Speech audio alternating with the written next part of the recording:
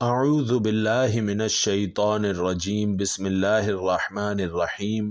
جن مسلمان گھروں میں عورتیں روزانہ سورۃ اللقمان کی یہ ایک بابرکت آیت پڑھنے کا اپنا معمول بنا لیتی ہیں، دنیا جہان کی تمام نعمتیں خود چل کر ان کے گھروں میں آتی ہیں۔ اس ایک آیت کا معجزہ دیکھ کر آپ بھی حیران ہو جائیں گے۔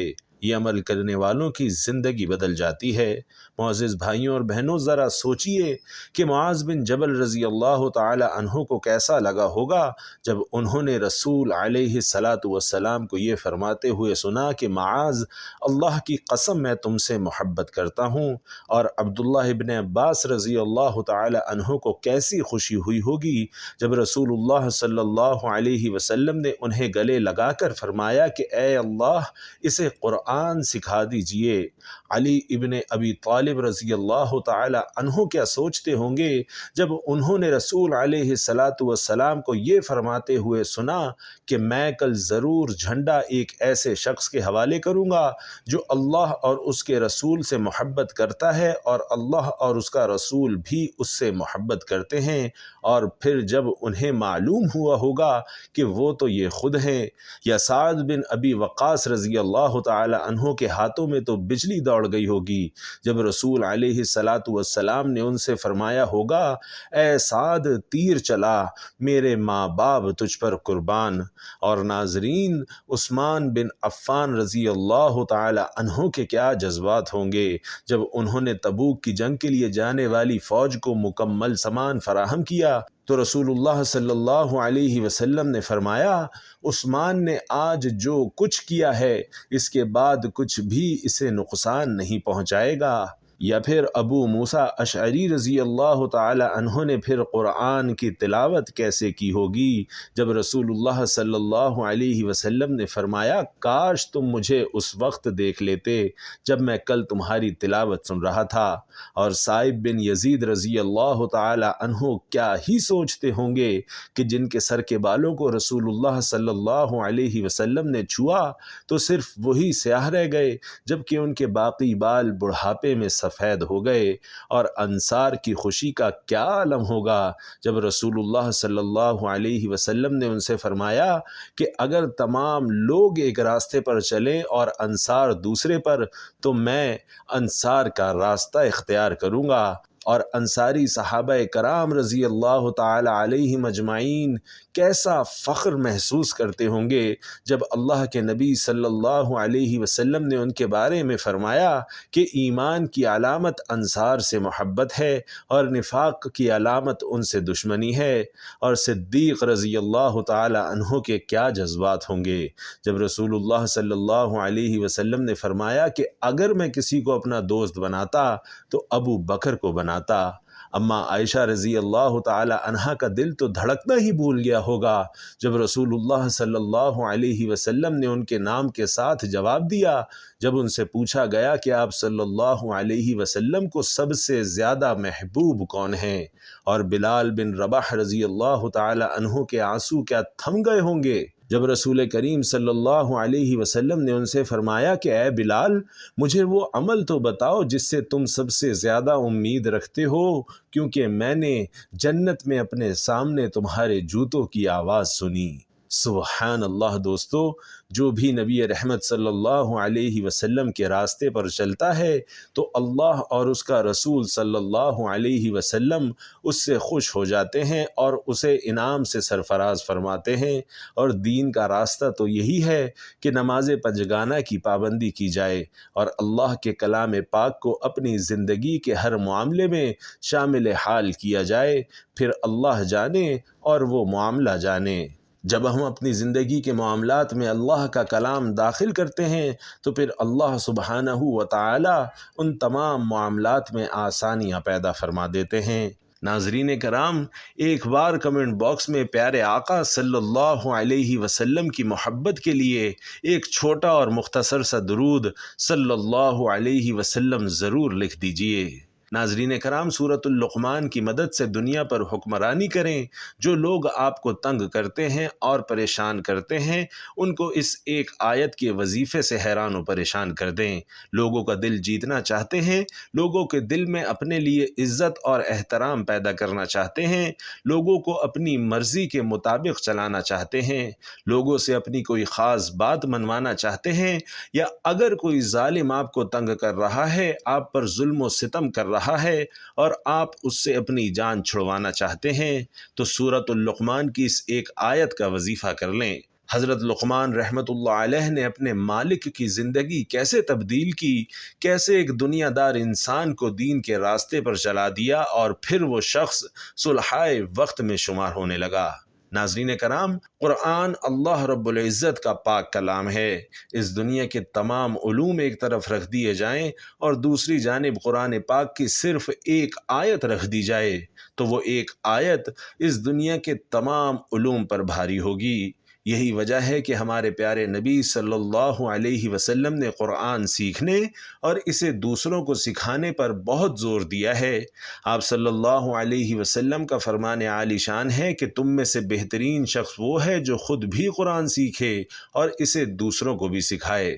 لہٰذا قرآن کی آیات کو سیکھنا اور ان کے وظائف سے اللہ رب العالمین کے سامنے اپنی حاجات پیش کرنا عین دین اسلام ہے، قرآن و حدیث سے ثابت ہے۔ پیارے ناظرین، آج کی اس معلوماتی ویڈیو میں سورۃ اللقمان کی ایک آیت کا وظیفہ بیان کیا جا رہا ہے، اور یہ ایک آیت بھی آپ نے مکمل نہیں پڑھنی، بلکہ اس کا کچھ حصہ پڑھنے سے ہی آپ پوری دنیا پر حکمرانی کرنے والے بن سکتے ہیں، دوسروں کے دلوں میں اپنی عزت اور اپنا وقار پیدا کر سکتے ہیں، اور آپ کو ایسے کام جو بگڑے ہوئے ہیں یا مشکلات کا شکار ہیں، اپنے ان کاموں کو اس وظیفے کی مدد سے حل کر سکتے ہیں۔ ناظرین، سورۃ اللقمان قرآن پاک کی ایک انتہائی خوبصورت سورہ مبارکہ ہے، جس سے حکیم لقمان نامی ایک شخصیت کا وجود ثابت ہوتا ہے، جسے اللہ نے حکمت عطا کی اور کہا کہ اللہ کا شکر ادا کرو۔ اس میں حکیم لقمان کے نسب اور خاندان کی بابت تو کوئی ذکر نہیں کیا گیا، البتہ اس میں ان کی حکیمانہ معقولات کا تذکرہ ضرور ہے۔ قدیم تواریخ اس بات کی گواہی دیتی ہیں کہ اس نام کا کوئی شخص سرزمین عرب پر موجود تھا۔ قصص القرآن میں حکیم لقمان کا زمانہ 3000 قبل مسیح قرار دیا گیا ہے، لیکن بعض مفسرین اور مورخین انہیں حضرت داؤد علیہ السلام کا مصاحب بتاتے ہیں۔ اس طرح ان کا زمانہ تقریباً 1100 قبل مسیح کے لگ بھگ بنتا ہے۔ بہرطور اہل عرب حکیم لقمان کو ایک مشہور شخصیت تسلیم کرتے ہیں اور صحیفہ لقمان کے نام سے ان کے حکیمانہ اقوال کو قدر و منزلت کی نگاہ سے دیکھتے ہیں۔ ابن جریر، ابن کثیر اور سہیلی جیسے مستند مورخین کی رائے ہے کہ مشہور لقمان حکیم افریقی نسل کے تھے اور عرب میں ان کی آمد بحیثیت غلام ہوئی تھی۔ ابن کثیر کے بقول لقمان نبی نہیں تھے اور نہ ان پر کوئی وحی نازل ہوئی۔ قرآن مجید کی کسی صورت میں بھی ایسا کوئی اشارہ موجود نہیں جو لقمان کے نبی یا رسول ہونے پر دلالت کرتا ہو۔ البتہ ابن اسحاق نے وہب بن منبع کی روایت سے حضرت ابن عباس کا یہ قول نقل فرمایا ہے کہ وہ نبی تھے مگر رسول نہیں تھے، لیکن ناظرین، بیشتر علماء کرام اس قول سے اتفاق نہیں کرتے۔ روض العنف اور تفسیر ابن کثیر میں لقمان کا شجرہ نسب موجود ہے۔ حکیم لقمان کی دانائی ضرب المثل ہے۔ کہتے ہیں کہ وہ ایک دفعہ کہیں جا رہے تھے کہ سڑک کے کنارے ایک مسافر کو بیٹھے دیکھا۔ مسافر نے حکیم لقمان کو آتے دیکھا تو دریافت کیا، کیوں جناب، کیا آپ بتا سکتے ہیں کہ میں یہاں سے شہر کتنی دیر میں پہنچ جاؤں گا؟ حکیم لقمان نے مختصر سا جواب دیا کہ بھائی اپنی راہ لو۔ مسافر نے دوبارہ عرض کیا، جناب والا، آپ نے شاید میرا سوال نہیں سنا، میں تھکا ماندہ مسافر ہوں اور یہ پوچھ رہا ہوں کہ یہاں سے شہر کتنی دور ہے اور میں وہاں کتنی دیر میں پہنچ جاؤں گا۔ حکیم لقمان نے پھر وہی جواب دیا کہ میاں، کہہ تو رہا ہوں اپنی راہ لو۔ مسافر سمجھا کہ یہ ضرور کوئی پاگل ہے اور پھر اس نے کوئی سوال نہیں کیا اور شہر کے لیے چل پڑا۔ ابھی وہ تھوڑی ہی دور گیا ہوگا کہ حکیم لقمان نے زور سے آواز دی، سنو، شام سے پہلے تم شہر پہنچ جاؤ گے۔ مسافر رک گیا اور واپس آ کر دریافت کیا، بہت خوب، جب پوچھ رہا تھا تب تم نے کوئی جواب نہ دیا، اور اب جب جواب سے مایوس ہو کر میں چل پڑا تو تم چیخ کر جواب دے رہے ہو۔ بھلا یہ کیا بات ہوئی؟ حکیم لقمان نے سادگی سے جواب دیا کہ بھائی، پہلے تو تم بیٹھے تھے اور مجھے کچھ پتہ نہیں تھا کہ تمہاری چلنے کی رفتار کیا ہے۔ اب جو تمہیں چلتے دیکھا تو میں نے اندازہ لگا لیا کہ شہر تک پہنچنے میں تمہیں کتنا وقت لگے گا۔ ناظرین، حکیم لقمان کے بارے میں کہا جاتا ہے کہ آپ کی دانش مندی مسلم تھی۔ آپ کے آقا نے آپ کو بیچنے کے لیے پیش کیا تو ایک آدمی جو کاشتکار تھا اس نے آپ کو خرید لیا اور اپنے ساتھ گھر لے گیا۔ آپ سارا دن اس کی خدمت میں مصروف رہے حتیٰ کہ رات آ گئی۔ جب آپ نے عشاء کی نماز پڑھی تو آپ کا آقا سو گیا، لہٰذا آپ ایک خالی کمرے میں تشریف لے گئے اور نماز ادا کرنے لگے۔ جب رات ایک پہر بیت چکی تو آپ نے اپنے آقا سے کہا، میرے آقا، بہشت کو آراستہ کر دیا گیا ہے اور جہنم کو بھڑکا دیا گیا ہے۔ جو شخص اخروی نعمتوں کو حاصل کرنا چاہتا ہے وہ اتنا زیادہ سویا نہیں کرتا۔ مالک نے جواب دیا، اے غلام، چلے جاؤ، میرا رب بڑا غفور الرحیم ہے۔ یہ کہہ کر وہ پھر سو گیا اور حضرت لقمان اپنی جگہ واپس آ گئے اور پھر نماز میں مشغول ہو گئے۔ جب رات کا دوسرا پہر بھی گزر گیا تو پھر اپنے آقا کے پاس آئے اور اسے ہلا کر کہنے لگے کہ میرے آقا، جو وقت گزر گیا وہ گزر گیا، اب بھی اٹھ جاؤ اور باقی وقت میں رب کی رحمت طلب کر لو اور توشہ آخرت تیار کر لو، کیونکہ تھوڑی ہی دیر بعد تجھے آخرت کے سفر پر روانہ ہونا ہے۔ اب کی بار بھی مالک نے وہی جواب دیا کہ اے غلام، چلے جاؤ، مجھے سونے دو، میرا رب بڑا غفور الرحیم ہے، نہایت مہربان ہے۔ حضرت لقمان پھر اپنی جگہ واپس آ گئے اور نماز ادا کرنے لگے کہ رات کا تیسرا پہر بھی بیت گیا اور صبح ہونے کے قریب ہو گئی۔ تو پھر آپ واپس اپنے مالک کے پاس گئے اور کہا، میرے آقا، اب تو پرندے بھی اپنے گھونسلوں سے نکل کر ذکر میں مشغول ہو چکے ہیں اور بیابانوں میں جنگلی درندے بھی اپنے ٹھکانوں کو چھوڑ کر اللہ کی حمد و ثنا میں مصروف ہیں۔ آپ بھی اپنے رب کی بارگاہ سے جو مانگنا چاہتے ہیں اس کے لیے یہ بہترین وقت ہے۔ مالک نے جواب دیا کہ اے غلام، مجھے کچھ دیر اور سونے دو، میرا رب بڑا غفور الرحیم اور مہربان ہے۔ حضرت لقمان ناظرین پھر اپنے واپس چلے گئے اور صبح کی نماز ادا کرنے لگے اور صبح کے بعد اپنے اوراد میں مصروف ہو گئے کہ اتنے میں آپ کا آقا بھی بیدار ہو گیا۔ اس نے حضرت لقمان کو 10 سیر جو کے دیے اور کہا کہ جاؤ ان کو زمین میں کاشت کرو۔ حضرت لقمان وہ جو لے کر اپنے پڑوسی کے پاس گئے اور اس کو جو دے دیا اور اس کے بدلے کچھ باجرہ لیا اور زمین میں باجرہ کاشت کر دیا۔ کچھ عرصے بعد وہ باجرہ اگایا تو لقمان اور ان کا مالک زمین میں چکر لگانے گئے۔ جب اس نے زمین میں باجرہ اگا دیکھا تو کہنے لگا کہ اے لقمان، میں نے تو تجھے کہا تھا کہ زمین میں جو بونا ہے، لیکن تو نے باجرہ کیسے بو دیا؟ حضرت لقمان نے کہا کہ میرے آقا، میرا رب بڑا غفور الرحیم ہے، یعنی وہ چاہے تو زمین میں بویا ہوا باجرہ جو میں تبدیل کرنے پر قادر ہے۔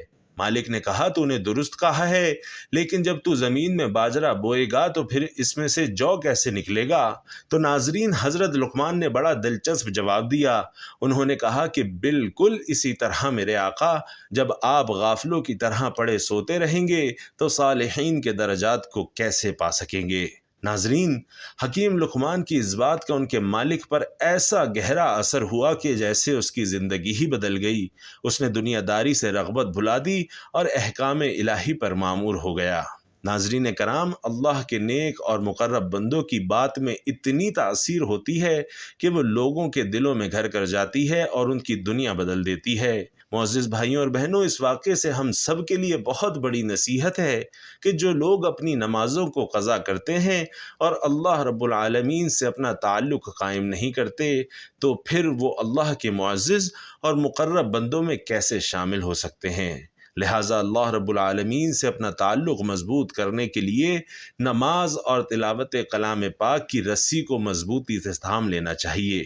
پیارے ناظرین، ہمارے بہت سے بھائی اور بہنیں ایسی ہیں کہ جن کو اپنی زندگی میں بہت ساری مشکلات کا سامنا رہتا ہے۔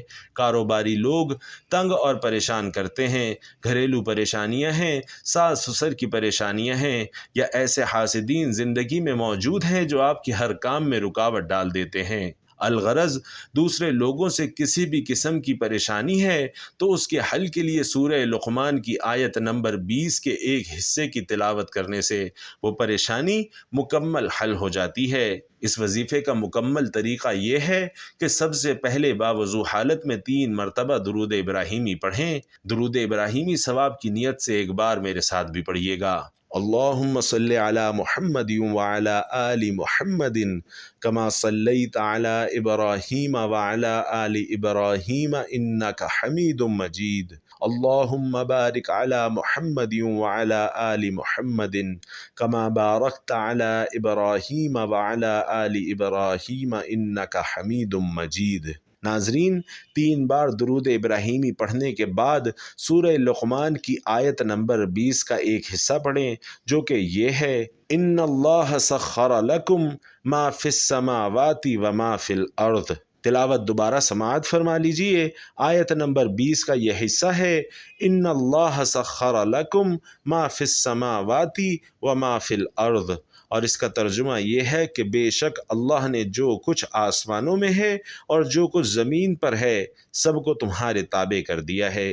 ناظرین، آیت کے اس حصے کو آپ نے 41 مرتبہ پڑھنا ہے اور اس کے بعد پھر سے 3 بار درود ابراہیمی پڑھ کر اپنے ہاتھوں پر پھونک مارنی ہے اور اپنے چہرے اور سر پر ہاتھ پھیر لینے ہیں۔ ہاتھوں کے ساتھ ساتھ اپنے پورے جسم پر پھونک مار لیں اور اس کے ساتھ ہی پانی پر دم کر کے اسے بھی پی لیں۔ یہ عمل کم سے کم 7 دن تک لگاتار کریں، اور اگر اسے اپنا ہر روز کا معمول بنا لیں تو یہ بہت ہی زبردست عمل ہے۔ مختصر سا عمل ہے، آپ کسی بھی نماز کے بعد کر سکتے ہیں۔